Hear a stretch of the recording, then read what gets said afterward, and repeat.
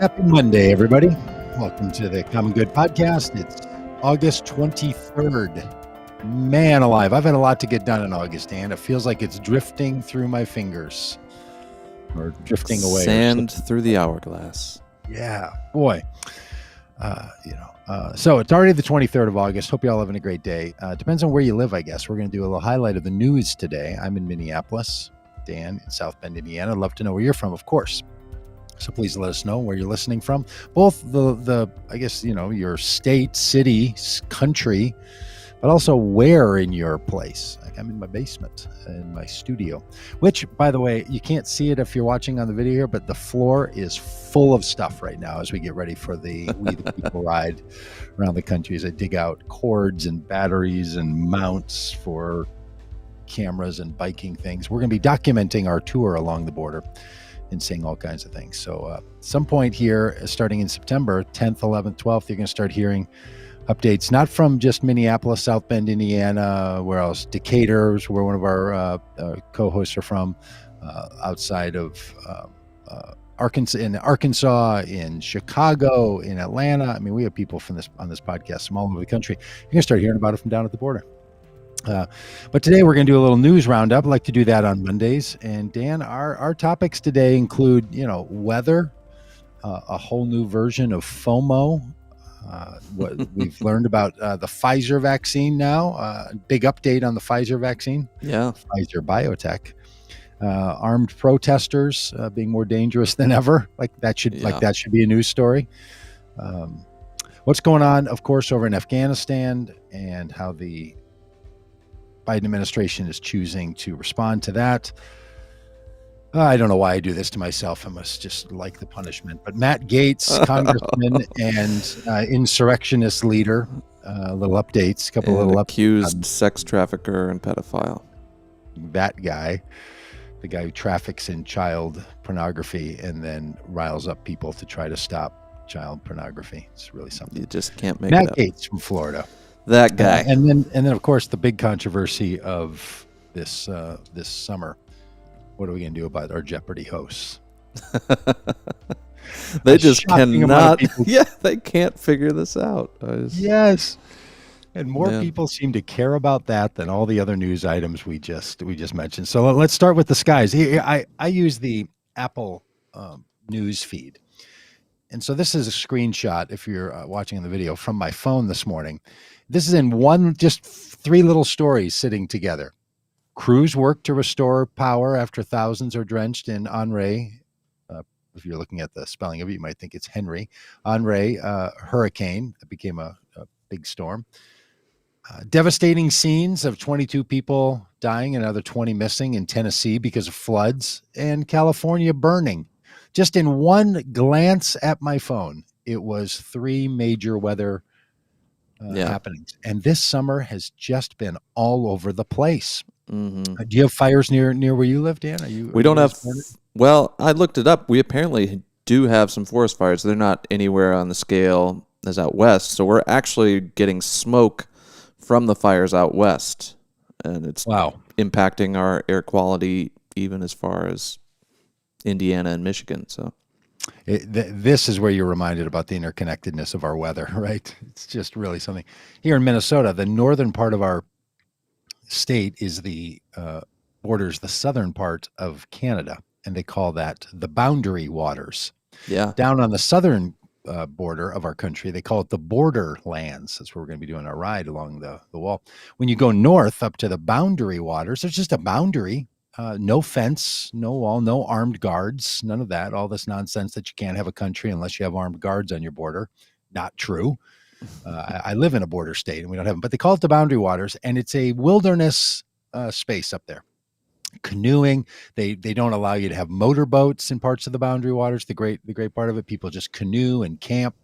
They had to go in this weekend and evacuate people because there's a bunch of fires up there that got out of control. We have a big drought going on here in Minnesota. And they had to go in and pull these people out. Well, not pull them out, notify them. Because once someone gets their permit, people tend to go up to the boundary waters and go camping in their canoes and find little campsites. And they don't want to be in touch with anyone. They're not watching the news. Off the grid. They're off the grid. And they're like, there's forest fires burning through, and they're nervous that people are going to start more of them. So they're evacuating people, coming in with float planes, people in canoes, running around having to notify people. All of this just sort of happening. Now, I was speaking to a friend in Arizona who lives in the desert, and she said, this has been an unbelievable summer here because it has rained so much and everything is so green. We were out there a few weeks Really? ago driving through, driving from San Diego to El Paso, and the colors were spectacular. Things that people in the area had been saying, we haven't seen it like this in a long time. Sometimes we get this in September, but there's been so much rain that the desert is brightening up. Now it's still, 90% desert, but boy, when that desert comes alive with some growth, oh, it is spectacular. Yeah. So too much rain where you don't usually have it, and not enough rain where you need it. It's like economics and food insecurities. It's not that we don't have enough. It's not that we don't have enough money, not that we don't have enough food, not that we don't have enough shelter, not that we don't have enough resources. It's a distribution problem. Yeah, getting it where it needs to be. Yeah. I feel that way about my body when I look at myself in a full-length mirror without any clothes on. Like I got too little up on my arms and I got too much down on my back hips. It's just a distribution problem. I spread all that out. Got a distribution problem here. I'd probably look a little better. But it wasn't that way. So I feel that too. I guess the human experience and the weather experience, they're fractals, right? Just sort of repeating each other. But hey, really a big deal. This the hurricane they thought was going to hit the Northeast, I guess didn't turn out to be as bad as it could have been, but there were some real worries about it. Did you know there was a big concert in Central Park this weekend? The Welcome Back to New York City concert. Mm. Did you follow this at all? No. You know this was even going on. It was on CNN. I knew about it because I watched too much CNN. So I knew the concert was coming, and all kinds of people from Barry Manilow to Santana, popular people now that I don't know, Bruce Springsteen, like 5, 6, 7 hours of music and people doing 3, 4 songs on the same stage, kind of big. Wow. Thing. Got called off right in the middle of Barry Manilow's set. Truly, right in the middle of Barry Manilow. The guy comes out, walks up on the stage, goes up to the musicians behind Barry Manilow, starts waving his arms side to side, like cut, stop. What? They cut the sound while Barry Manilow is singing. They cut the sound and say, because of weather, you need to leave the park in a brisk but safe manner. And people just turned and just took off. Really? Wow. Like people in New York, when someone says there's an emergency and you need to get out of this space, they got out of that space. There was a small group that stayed thinking that maybe the concert would come back on, 100 people or something, kind of hung around for 3 hours in the rain, thinking that maybe. And we'll be front row when they turn the sound back on. We were stuck in the back before, but now we're sneaking up. So that thing got canceled. But apparently the weather wasn't so bad. But just the fact that this is, these are 10-year, 15, 50-year kind of occurrences where you get hurricanes up that far north. So just crazy weather stuff, which, weather and climate are not always the same, but sometimes they impact one another. Mm-hmm. Right. So when our climate changes, our weather's going to change. Now you get weather fluctuations that aren't about climate change. There's always a range, and there's been hotter days, at certain other periods of time. But there is significant change happening in our ecosystem all over the world, and it shows up in all of these places. With floods in some spot, and then some people gets a little, I don't know, they get a little like, hey, maybe this climate change is good for us in Minnesota. I could use warmer winters, that kind of thing, or I kind of like a rainy desert. That would be all right. So I guess some people think maybe it's not going to be that big a deal, but it's climate change is so devastating to the planet. It's big deal. And like Michigan, my home state, for all the projections, is a great place to be amidst all the climate change, rising sea levels, water shortages, etc. But as things get worse in other areas, you're going to have more climate refugees deciding to move to places like Michigan or Minnesota, and Arizona, Texas. Yep. We're going to be all moving around. You know what that's going to create is what people are experiencing now because of COVID, which is a whole new version of FOMO. I'm not big into abbreviations. Like, I think, even if you need something as soon as possible, just take the time to say it all out. You don't have to ASAP that thing. You got time. Settle down. Breathe it out. I Say pick the on whole word. I pick on abbreviations all the time. Guac, just it's so tasty. Give it its due. Call it guacamole. Give it the respect it deserves. Cucumbers. Let's just keep with the cucumbers. Wait, do people I, abbreviate cucumbers? oh, they abbreviate cucumbers, my friend. Cukes. No. Uh huh. Uh huh. Uh-huh. Yeah, I might live with someone who's a fan of Uh, abbreviation. She might abbreviate things that don't often get all the other normal oh, that's funny. abbreviations. Yeah, but FOMO, the fear of missing out. Maybe you know that one already. Maybe that one. This little abbreviation. And I guess these little acronyms. No, they're not acronyms. These little short, like ASAP, is different than just shortening a word to guac and cukes and all the rest. But anyway, when you use the fear of missing out, that was a big thing. A lot of people sense that because of social media. All of a sudden they found out their friends are doing a lot of things they're not doing, or even worse, their friends aren't really doing that much more, but they just found a way to talk about those three things they did last month, and it seemed like they're doing a lot. Well, now there's a new one, FOGO. That's apparently the fear of going out, which the pandemic has caused, but also maybe some of this weather stuff. Just all the uncertainty of whatever's going on out there, viruses to Hmm. weather, to insurrectionists. It just makes somebody Yeah. unsure of going out of the house. Maybe we'll stay in today. We'll Just just hunker stay away. down. Yeah. Yeah, there's been a lot of people I know who are that way just because of COVID. They're just looking around. They're like, well, I don't know. I'm just gonna stay here. Some people got really ambitious during COVID, like they bought bicycles and got out, or they picked up new habits, or they Decided to started, ride across the whole country, and yeah, got all nutty. some people got real wild with it. And some people just said, like, I'm just going to get a new comforter from a couch and settle in. And I'm not sure those people didn't actually figure it out. But there's a Get a there's a weighted third one. So blanket and an air fryer. the weighted blanket. Do you use the weighted blanket? No. I know a Sounds lot of nice. people who do. Yeah, they're real heavy ones. They feel real sense.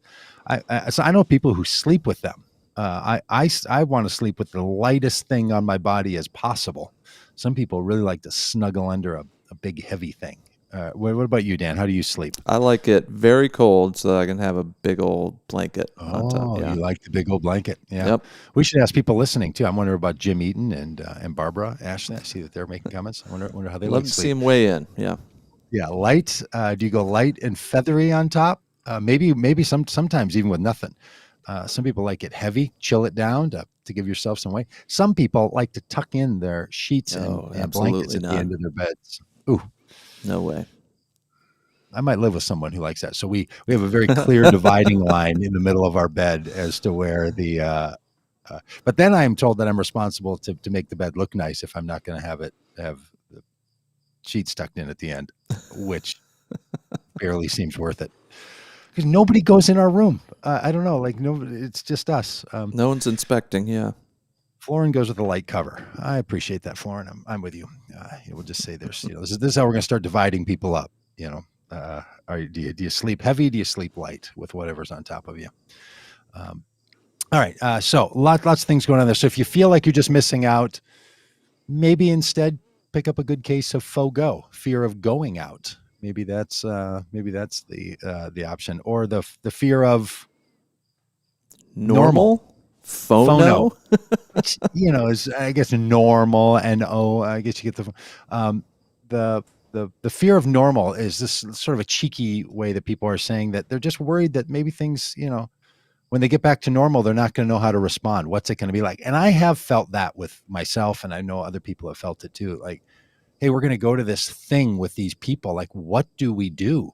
Yeah.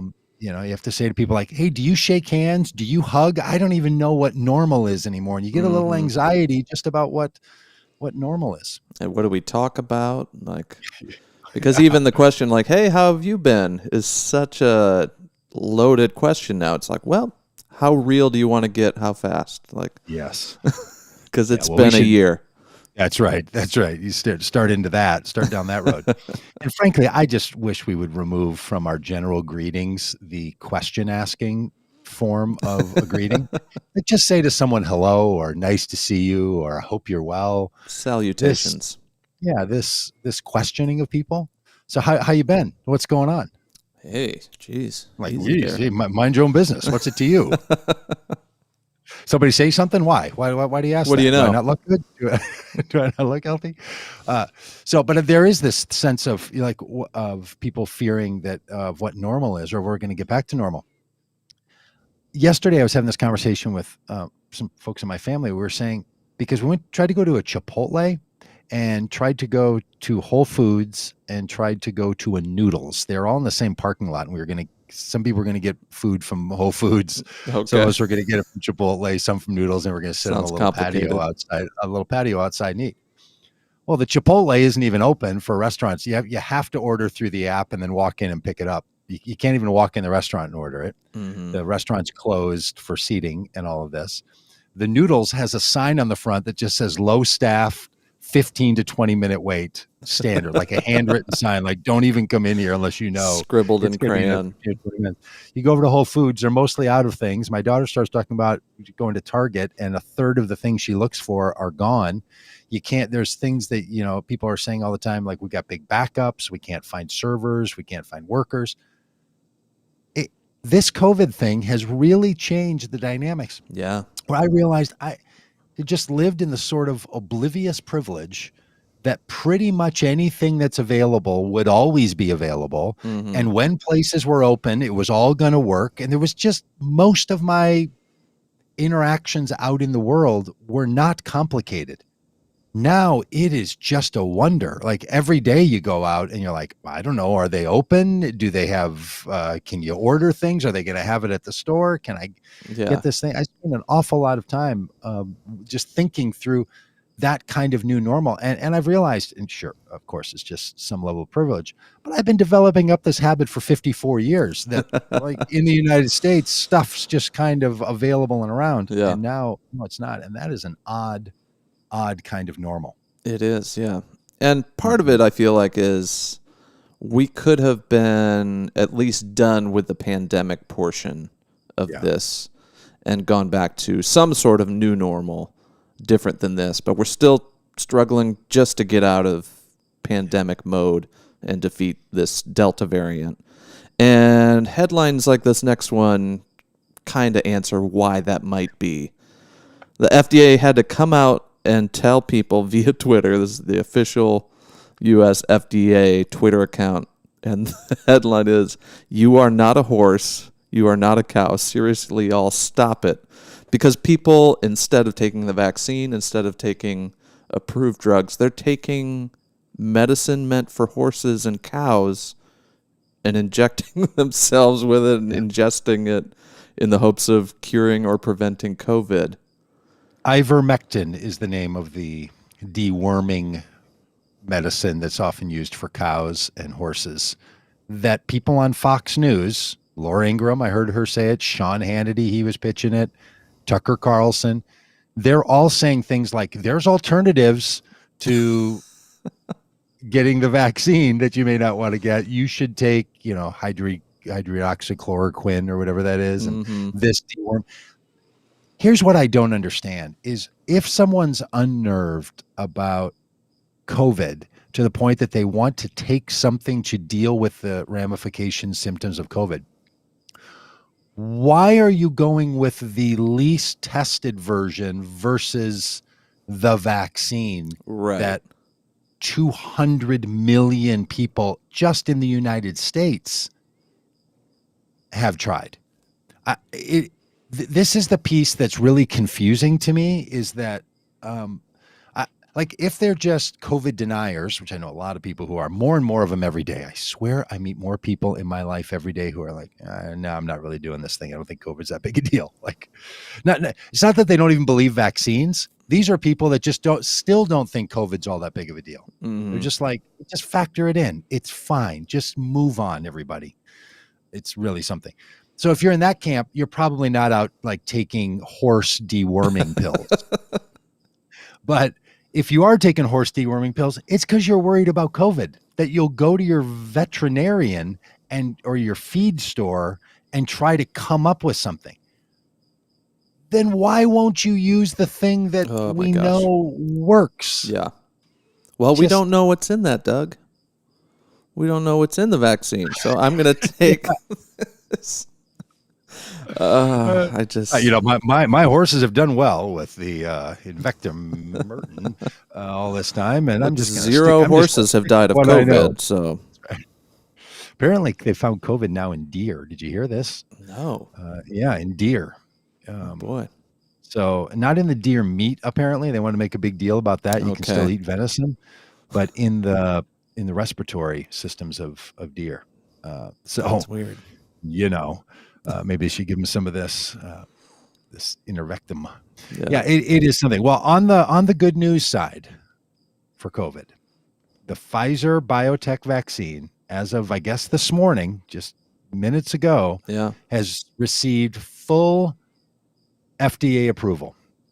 The Food and Drug Administration has now said we've done all the things we need to do to certify that the biotech Pfizer vaccine, that one, and I think this is going to happen for Moderna and even J&J, but for Mm-hmm. that one, they have now said it is as approved as everything else. A lot of people may not have even remembered that we were using the vaccine, the Pfizer, Moderna, the Pfizer biotech vaccine, and Moderna and J&J under a emergency use authorization. And Right. there are people who are so confident in the FDA that they were not going to take the vaccine until the FDA looked in all the ways that the FDA knows how to look at these issues. Now, I think that's a small number of people who haven't taken the vaccine because they're so committed to the FDA process that they wanted to wait for the FDA to say it's A-OK, not on emergency use, but after the full battery of examinations. Mm-hmm. Most people I know that are not taking the vaccine are like, I don't trust the FDA. I don't trust the government. I don't trust the Pfizer people. I don't trust any of those people when it comes to vaccines. So for many, many people, I don't think that the FDA has approved it. It's going to be a changer, but there will be some. Yeah. And it seems when like one less arrow in the quiver for people that are against the vaccine. That's right. I have a friend who works for a big, I won't say the airline, but a big airline that's headquartered here in Minneapolis and in Atlanta, and it's blue and red, and sometimes it's called Delta. So they have not been willing to mandate that their employees get the vaccine because it was operating under a temporary use. So the question will be, will companies like that, big corporations like that, now feel more confident in saying to their employees, to work here, you have to, especially if you're in a front-facing or customer-facing role, you have to have the vaccine. And now that it has FDA approval, we feel more confident in making that a requirement than we did when it was under an emergency use authorization.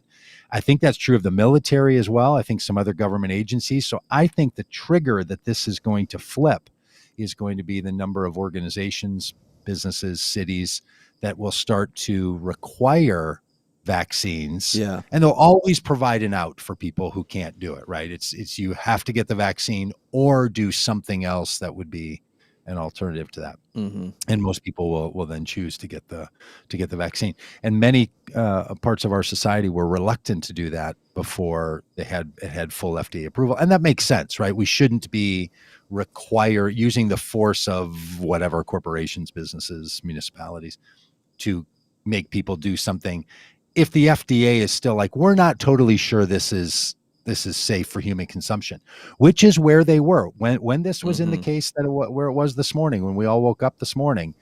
The FDA had said it's appropriate to use for an emergency basis, but we're not done analyzing if we think it's absolutely safe for the human population.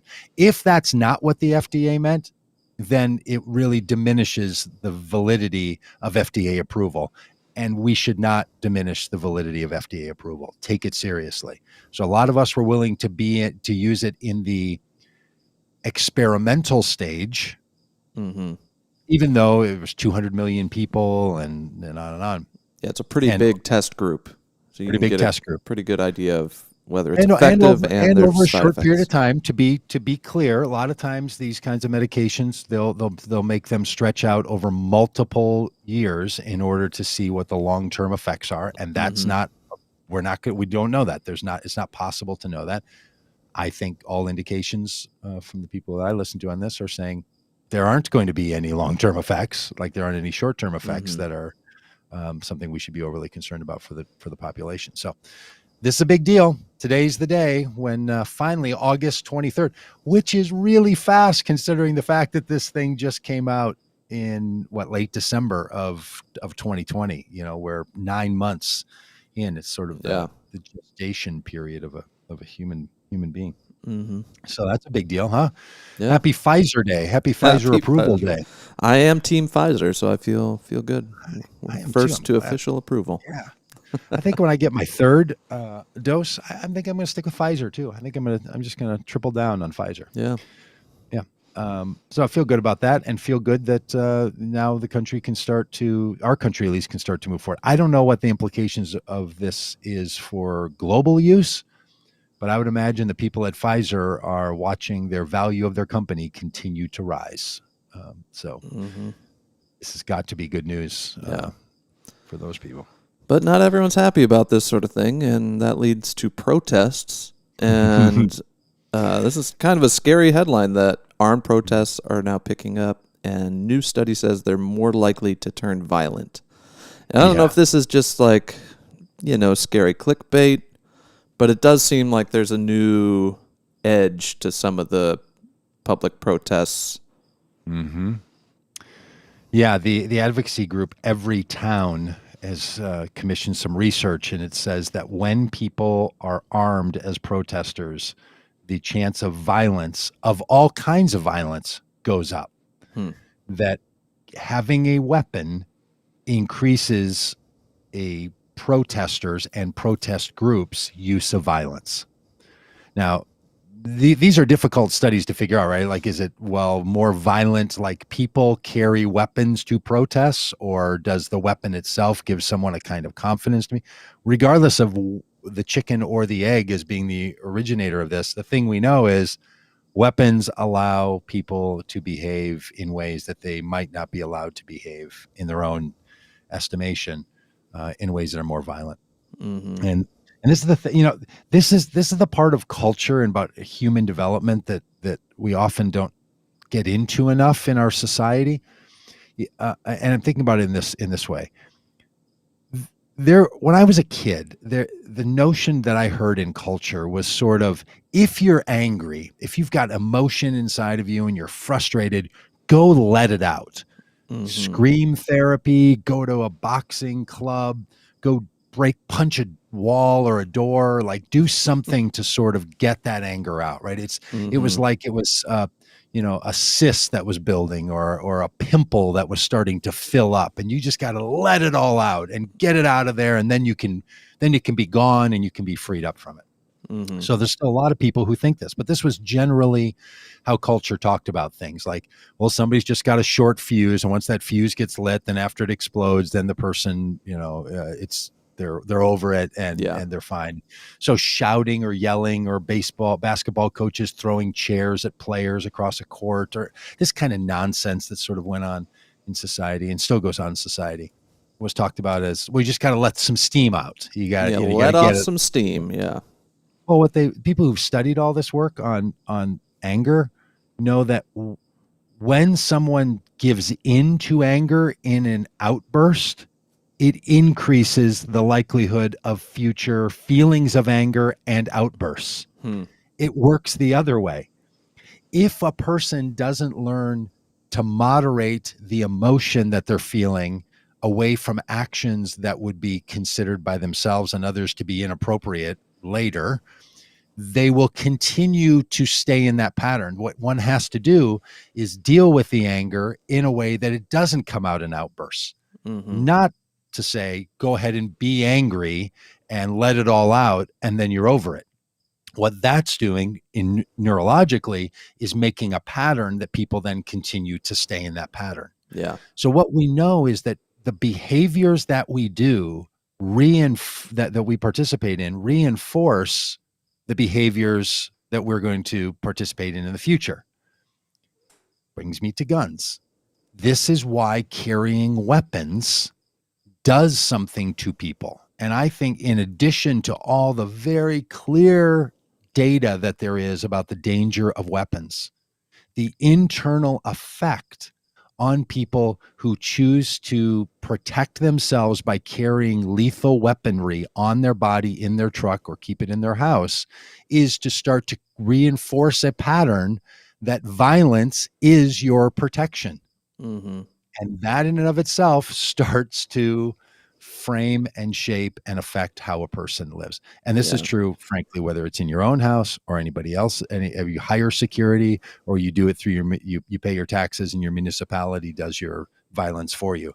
This violence narrative, internally, externally, it just starts to repeat itself. And so when I see things like, armed protests are picking up, and that more people who are armed in protests are more violent, that doesn't surprise me at all. It seems Yeah. like totally follows the Right. Because if pattern. you're packing heat, you don't need to be the one to de-escalate the situation, because you view yourself as in control of the situation, as top of the food chain in any given scenario. And so, And and when you're carrying a weapon in this country, you often have to do some kind of a training for it, right? Not everywhere, but in many mhm, places you take gun safety training. Well, oftentimes that gun safety training teaches you to think about what you will do as an act of violence to keep other people from being violent. mhm, It's not just we're not just talking about video games, but I could go on and on about the use of violence in video games and first person shooters games. Like the idea that I know that stuff is, here I go. I know this stuff is not connected one to one, that everybody who plays a video game also plays this stuff mhm. out in life, but it creates a mentality and a perspective in society, and it diminishes the um, the sensitivity that we have to gun violence. And it just Yeah. there's this new CNN. I watch a lot of CNN. There's a new CNN show coming out in a couple of weeks here, that is on gun violence. I think it's next Sunday, Hmm. and it's sort of a CNN film on where we are on gun violence and the NRA and all the rest of this. And it's good that people are keeping up this conversation, Yeah. because we have just gone the wrong way. When back in the Yeah. 70s, there were gun, big pushes to limit weapons. And the weapons that we were talking about in the 70s, the big one, the one that people were worried about, was the Saturday Night Special. Remember the 38 The caliber 38, yeah. Saturday Night Special, and they called it the Saturday Night Special because people would take it out on the weekends, and they would use. And there was even a song by I don't know, one of those, some Alabama band, about 38 Special ain't good for nothing but putting a man in his grave. Like there were rock Yeah. bands from the South singing about these handguns are a problem. Remember when the whole thing was limiting handguns? Yeah. That was the big push. Stop handguns. We have moved so far from handguns. Now it's long rifles and things modeled after AK 40, 57, AK 15s, AK 14, AK-47s and AK yeah. 47s and B 52s. And yeah, I mean, all of these weapons, they've just gotten more and more deadly. We've just gone the wrong way. Yeah. It's not only, I mean, concealed carry laws have just been baked in now. People can just do this and just carry And the weapons. wild thing is, like, places like Texas are like, we don't even want to do that. We're going to get rid of, like, you can open carry anywhere. Like that's Oh, the world they want to live in. It's like the Wild West, but yes. with much more efficient and deadly weapons. I can't fathom it. And I don't know what's true about the Wild West from the movies and TV shows I've seen, but I seem to remember, maybe it's based on some level of historic fact, that when you came riding into town, you stopped by the sheriff's office and you dropped off your gun. Right? That's what you had to do to go to the bar or the saloon or the hotel or whatever. You you had to have it for all kinds of reasons, living on a horse in the West because of varmints and animals and hunting, whatever you're doing. But then you got around people, you put it away. Now Mm-hmm. people are like, no, you get around more people. If there's going to be a bunch of people around, I'm going to pull it out. Yeah. It's just I'm not going to be a soft target. how we, yeah, again, as if that weapon is somehow a shield. And Yeah. in the New Testament, says the preacher, there is a call for us to take up a shield of faith and a weapon of sword, which is the word of the Lord. Trying to even there, they were trying to swap out and put on the boots of peace and the full armor of God. So what you're going to be protected by is not your own weaponry. Yeah. And interestingly, our friend Shane Claiborne, about every, I don't know, 6 hours, does a tweet that says something like, 6 hours. I am stunned again that people of faith say I don't need to get the vaccine because God will protect me from the virus, but I'm going to carry a gun to protect me from other Yeah. people. That's like that version of that tweet, fantastic, and really points out something. Evergreen. Yeah. Put on the full armor of God and not carry weapons yourself. Put your swords away. I think it's not only a good call for people of Jesus following faiths, but a good call for the humanity Yeah. to take upon itself that we'd live that way. And let's just set aside. Okay, so speaking of that, because what else could it look like? Well, it could look like Afghanistan and Kabul. Boy, the firefighting that's now erupting at the airport and the security situation has gotten worse outside the airport, at least overnight. I don't know where it is today. And now that it's nighttime there in Afghanistan, I don't know where things are sitting, but when you watch that video of Taliban soldiers, young men, all hopped up on something, walking with little whips in their hands. Have you seen these, Dan? They have No. these little whips. So it's like a hard rubber strap, and there's two of them, and it's got a little hand hold in the middle of it, like a little rock or something. And it's not a rock, and you could sort of hold it in your hand, and then between your fingers would come these little whips, and they can snap really quick and sort of hit somebody with them. Just unbelievable. They've just curated this, get people in order kind of snap whip thing. And then they're carrying these long rifles and semi-automatic weapons, military grade stuff from the United States. Yeah. They're Courtesy carrying it around. of the red, white, and blue. And it's terrible there. And the Biden administration has been right on getting us out of Afghanistan. Lo and behold, the Trump administration was right on getting us out of Afghanistan. Mm-hmm. And both administrations have managed this in a way that doesn't make any sense.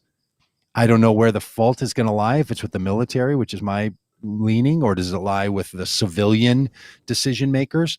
But somewhere this idea that we're going to spend 20 years in a country propping it up, holding it up, patching it together, and then when we pull out finally, think that this is all going to work great. And I know that what the Biden administration was facing was two bad options. One, they start moving everybody out while we still had soldiers there.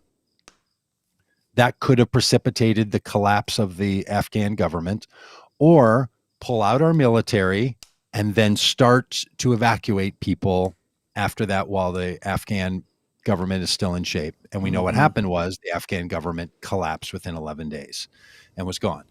Why it ever made sense to think that we would evacuate American citizens and special immigrant visa holders, SIV holders, so these are Afghanis who work for the U.S. government, that we thought that was better to do after we were out and shut down an air base and moved everybody out.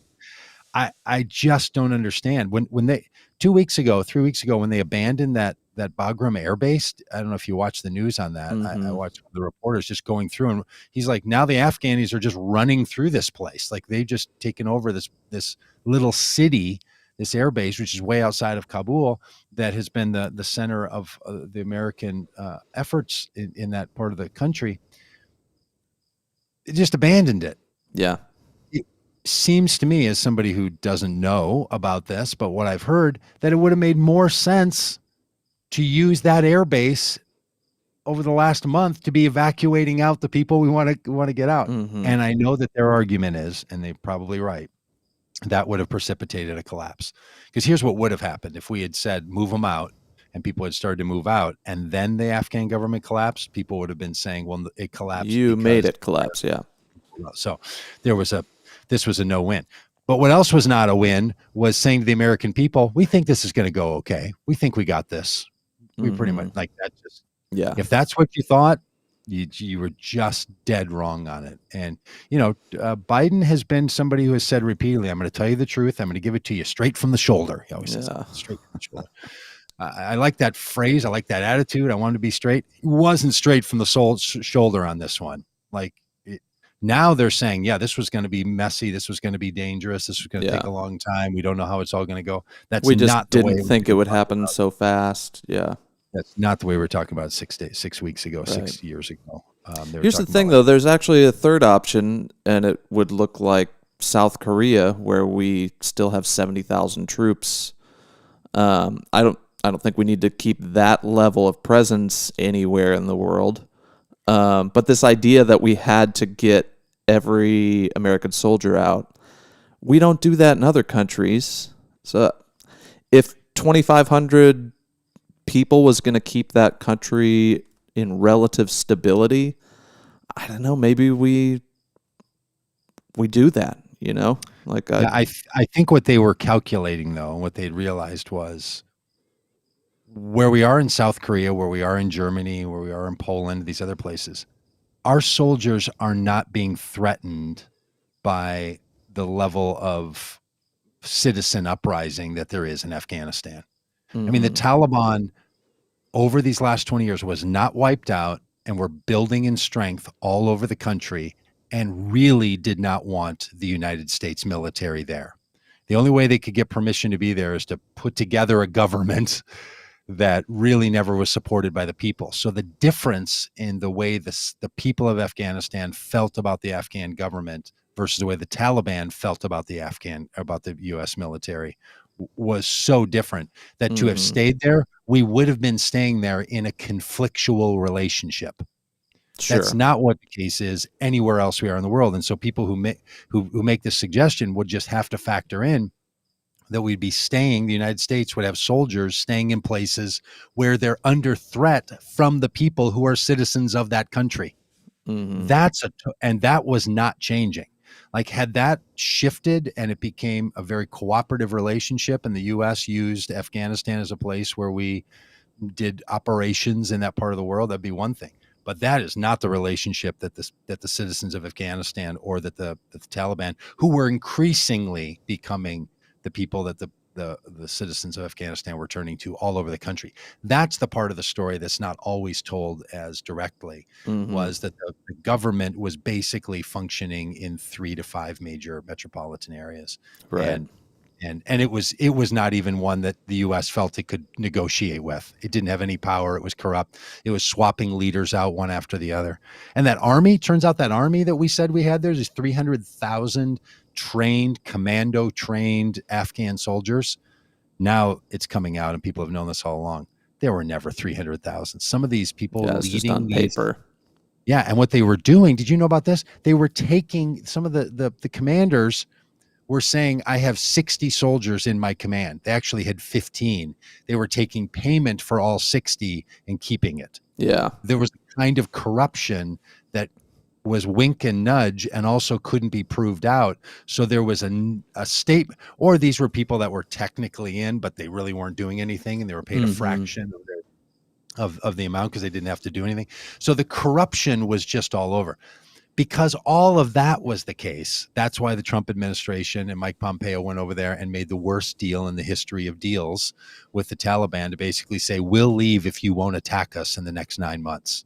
I mean, the fact that Donald Trump and that Mike Pompeo did the worst possible job in the last 4 years with the Taliban, that that's part of what set up Biden. And he certainly could have clued everybody in on that, and certainly could have said, hey, we need to have a different approach going forward, because the situation in Afghanistan is so deteriorated. We're not going to be able to get everybody out by September 11th. But Trump wanted them out by re-election day because he wanted the benefit of it. And Biden wanted them out by September 11th. And that idea that we were going to set I'm not saying we shouldn't set dates. Some people complain about that. But we shouldn't set dates just because the date has other meaning to it. Yeah. And here I am. Yeah, All right, it's a mess. It's a mess. I'm reading this. I'm reading the chats, and people say such good things. But here's the other thing is, it looks like a total collapse of the military. And one can make the conclusion that there was never any investment from the citizenry to defend their own country and retake it from the Taliban. But 60,000 Afghan army personnel died trying to get rid of the Taliban. Yes. And so there was a strong contingent that wanted a different future for their country and gave their lives to do so. But then the machine was too big. It was too propped up by our military. And so when we pulled out, there was just no way for them to succeed. Yeah, and I'm not an Afghan expert, so I'm just, repeating things. My understanding is Afghanistan is less a formalized country with a sense of identity that's built around being Afghani. There are some for whom that's their view, but Afghanistan is closer to a coalition of tribal groups. Mm-hmm. That these are people groups that live nearby one another, and that Afghanistan was created after World War I, like a lot of the Middle East, by arbitrary decisions.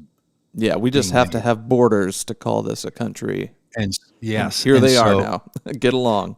Yeah, and so I don't know how many there are, but you put a group of those different tribal identities together, and one of the identities is an Afghan identity. Those people then were fighting against the others. But what the Taliban was doing was working in the areas where people had another identity that was more ethnic and more tribal, and then had the Taliban perspective as a way of being in the world, not a nationalist narrative of being citizens of this country. Mm-hmm. So that's more common around the world than we might know of. There's people even describe that in the United States. The United States is better described that way. But that's part of what's going on. Yeah. Yeah. All right. Well, hopefully we at least learn some lessons from this. I'm not confident we will, but I'm hopeful that we maybe we shouldn't try to fix everything with the military by bombing everything. I read a book a few years ago. I'm missing the title of it now, but basically the premise of the book is about decision making and how closed systems get created and people are unable to make good decisions. And two big illustrations in the book was NFL football coaches and the military. One of the examples with the NFL was that the way you become a coach in the NFL at the head coaching level is you move up through the ranks. And the way you move up through the ranks is to be in the tutelage of some other coach. Then you become a defensive or offensive coordinator, and then someone picks you and you sort of get moved on. So what happens is there becomes a group think inside of head coaches because they all come through the same system. Mm-hmm. And the big illustration was the number of times that a football team should go for first down on their fourth down try. So go for it on fourth down, don't punt. And the story is that statistically speaking, if it's under 4 yards, so 3 point anything, you should go for it. You will get first down more often than for benefit than you would by punting the ball and getting a return and so on and so forth. Mm-hmm. So anything under four yards, you go for it. Statistically, totally provable. The number of times coaches will go for it, 4% of the time. Yeah. Because coaches are taught, and the coach's own mentality of not making it when you try for fourth down. We've created this ethos that's so important in football that you not fail at trying to get a first down on fourth down, that it creates such morale, discontent in the coaching staff. that they won't do it. So this book's story is, this is what goes on in decision making. It's not. And the other example is the military, that the way you become a decision maker in the military is that you come up through the ranks by being someone who follows the conventional thinking. So not only do we not learn, the system is designed to not learn. Mm-hmm.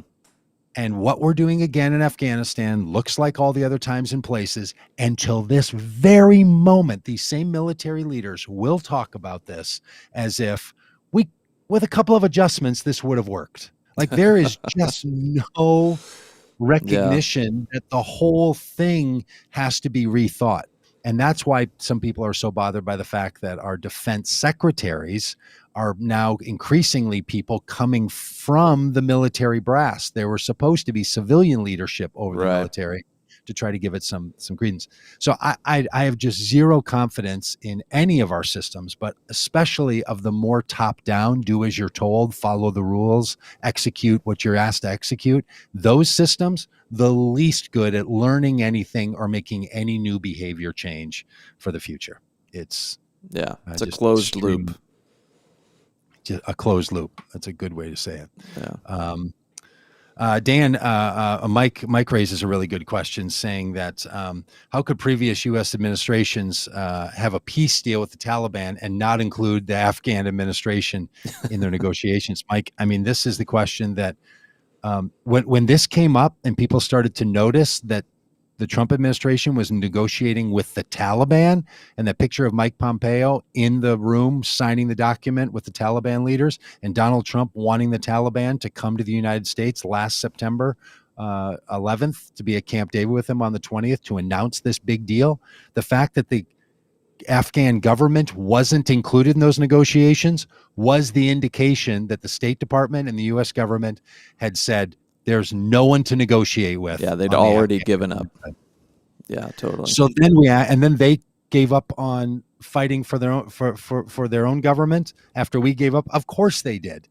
But these are the things that were just so broken. And I believe that it was these other commitments that caused our own decision makers to make the decisions that they did. Yeah. So, Mike, I think that's exactly the point that needs to be made. All right, let's skip Matt Gaetz for now, other than the fact that Matt Gaetz is, just a mess. Yeah. We'll talk about Matt Gaetz some other time, but probably tomorrow on the politics show. Yeah, we will. There we go. See us tomorrow for 6 minutes on Matt Gaetz. Insurrectionist, trafficker in human trafficking, and newlywed and congressman. So wow, what a deal this guy is. But on a lighter note, going out on this, what is Jeopardy? What is Jeopardy's host? Well, it seems that the Mike Richards, who was announced and named the new host to take over for Alex Trebek permanently, who was one of the producers of the show, he and Mayim Balik, am I saying her name right? Balik? Maybe. Balik. I don't know who she is, but she's someone that's known. I think she's a comedian and somebody else. We're going to co-host. He was going to do the regular daily shows, and she was going to do all the specials. Well, a bunch of uprising, a bunch of shaking of fists, a bunch of people saying about the daytime game show. No way, Mike Richards, you're not going to be the host. So he stepped down. Now, my guesses are going to go back to LeVar Burton. Do you know this, that he was in for it? Reading Rainbow Guy. How did they not go with LeVar Burton? Racism was is the number one answer for $500. And that's what everyone is saying, right? Is they're saying that the what people is racism? The people who watch. Yes, I missed that joke perfectly. What is racism? Form of question, Doug. Meaning the people who watch Jeopardy are people who would be more comfortable with a Mike Richards than they would with a LeVar Burton. Well, what's convenient in this whole situation, too, is Ridiculous. Mike Richards was the executive producer and just sort of named himself as, like, he's got kind of an in with who gets the job. He's like, you know what? After some consideration, I think I'm the best person to take on the mantle. That's one of those things. I got up in the morning when the day was to make this decision, and I looked myself in the mirror and thought, hey, what are you doing? You're the guy. apparently had filled in sometimes. He says he didn't have anything to do with it. Other people in their world did the picking. Uh, but just bad for all those reasons. I mean, but again, kind of who cares? This is somebody hosting a TV show. But Turns it out does people point care. does point to some other larger issues, including this one, insider dealing like this, right? That he picks himself, and his own reputation for his behavior, apparently connected to these other shows that he was involved in, is that he is not a man that is honorable, and Yeah. was just torn up in all kinds of scandal, all kinds of treating women badly, and issues that are often referred to as Me Too moments. All of this stuff, just like Anti-Semitic, racist get rid of stuff. people Yeah. like this, like just. Well, and he's still the executive producer. He's like, he said, I'm not going to host, but he's still running the show. Like, Oh yeah, and there's just a lot of jeopardy here. There's a lot in jeopardy. yeah. It's my Jeopardy joke. All right, that's that. Hey, thanks for sticking along today. Nice to have all of you here with us, Barbara and John and Mike. I'm just gonna sort of name off people: Trisha, Jim, of course, Flo. Did I mention Ariella? Am I getting everybody? Florin, good to see you. Yeah, all of you, thanks for chipping in. If you're chiming in, if you're somebody who is, and thanks for chipping in too. If you haven't yet chipped in, go over to votecommon.good.com or greaterthings.org and make a contribution. Chip in a little bit. We'd love to have a little bit of your money for what we're doing, including when we're going to be telling the story of what's happening along the border. In fact, we're launching today, a little later today. If you're on our email list, if you're not on our email list and you listen to this, please get on the email list. And then read this email that comes out today, tomorrow, Wednesday. You're going to get a few of them that allow you to chip in per mile. So you can make a per mile donation. And we'll do little check-ins every day with electronics on how far we've ridden that day. And say you want to give a penny a mile. Say you want to give a dime a mile. Maybe a quarter, maybe $1. I don't know, $100. Maybe we're gonna ride 3,600 miles. Maybe you want to give $100 a mile. It seems like a lot, but we appreciate it and would gladly take your $36,000 for that, or your $306, or your $36, or your $3.60. I don't know. We'll take any version of it. So we'd love to see you do that. And if you want to stick with us and come with us, you can do that. You can come along. You can virtually ride. Find all this over at wethepeopleride.org. And track along. And hey, by the way, I'll talk about this some tomorrow. If you have not yet watched the Netflix documentary series, 6 episodes, I think it is, Immigration Nation, you should go watch it.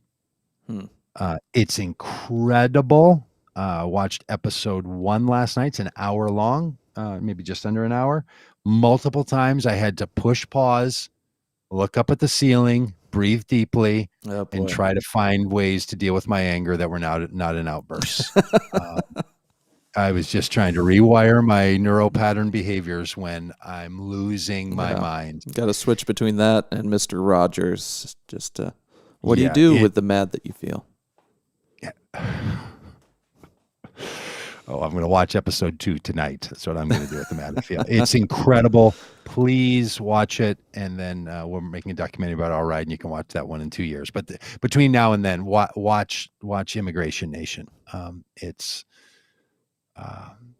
incredible. It's incredible. All right. Well, thanks, everybody. And we will see you tomorrow, where we're going to be talking about, I'm glad Peggy watched it. Peggy, let me know what you thought of it. We'll see you tomorrow. We talk about politics. And then on Wednesday, we're going to be talking about faith with Dominique Gilliard's new book that is out. So lots of things coming up this week, and we will see you tomorrow. Bye, everybody.